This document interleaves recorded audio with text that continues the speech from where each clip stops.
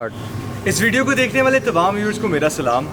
नाज़रीन, हम लोगों को पोल्ट्री में काम करते हुए तकरीबन 2 साल से ज़्यादा का अरसा हो चुका है और इस 2 साल के अंदर सबसे जो कॉमन सवाल, जो सबसे ज़्यादा पूछे जाने वाला सवाल होता था कि आप अपने जानवरों को क्या देते हैं, खाने के लिए फ़ीड कौन सी इस्तेमाल करते हैं, दाल दाना कौन सा इस्तेमाल करते हैं।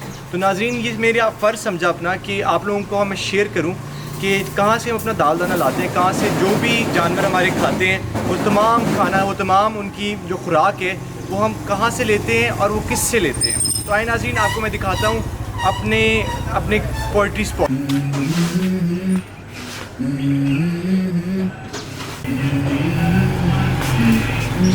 Let's go. I wake up to a little bit of drool on my pillow, feel like it's gonna be a bad day. Yeah, I'm tired of shit and the coffee ain't hit yet, damn ain't that great. I don't wanna go to work cause my boss is a jerk and I'm not even that paid.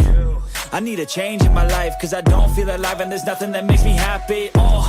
Hold my beer for a minute, I'm about to quit my job, cash in for a ticket. I'm going on a trip and I don't plan to visit. I'm gonna stay there till I feel like I'm winning, and this is just the beginning. I need a big change, help me feel like living. तो नाज़रीन, इस वक्त मैं जुल्फ़िकार साहब feed item shop पर मौजूद हूँ।